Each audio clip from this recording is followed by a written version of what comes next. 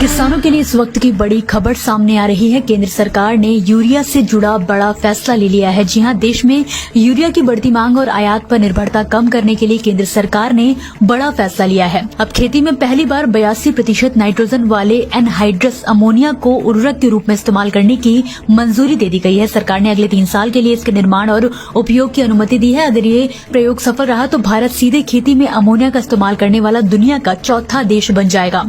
फिलहाल America, Canada और Australia में इसका इस्तेमाल होता है। आपको बता दें कि सामान्य यूरिया में 46% नाइट्रोजन होता है, जबकि एनहाइड्रस अमोनिया में 82% नाइट्रोजन पाया जाता है। यानी कम मात्रा में फसलों को ज्यादा नाइट्रोजन मिल सकता है, लेकिन इसे सामान्य तौर पर इस्तेमाल नहीं किया जा सकता है। आईसीआर के शुरुआती परीक्षणों में धान की फसल में अच्छे नतीजे मिले हैं। हालांकि तकनीक को अभी और बेहतर बनाने की जरूरत बताई जा रही है। आपको बता दें कि सरकार ग्रीन अमोनिया और ग्रीन यूरिया पर भी तेजी से काम कर रही है।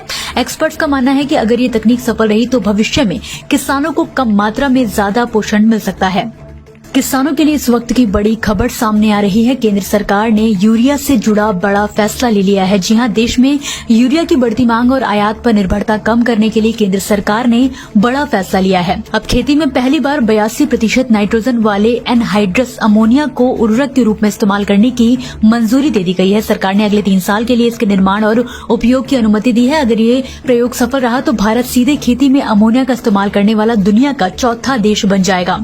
फिलहाल अमेरिका, कनाडा और ऑस्ट्रेलिया में इसका इस्तेमाल होता है। आपको बता दें कि सामान्य यूरिया में 46% नाइट्रोजन होता है, जबकि एनहाइड्रस अमोनिया में 82% नाइट्रोजन पाया जाता है।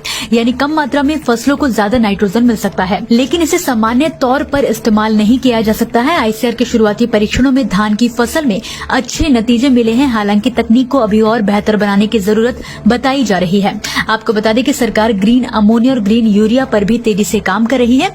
एक्सपर्ट्स का मानना है कि अगर ये तकनीक सफल रही तो भविष्य में किसानों को कम मात्रा में ज्यादा पोषण मिल सकता है।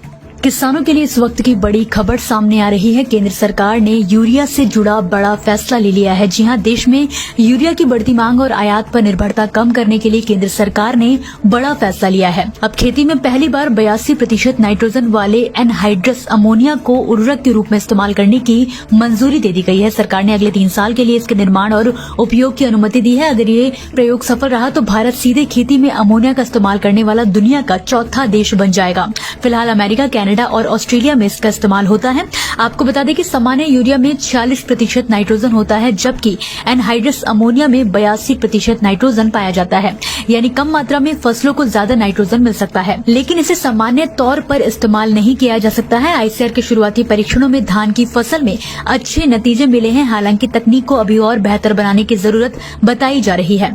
आपको बता दें कि सरकार ग्रीन अमोनिया और ग्रीन यूरिया पर भी तेजी से काम कर रही है।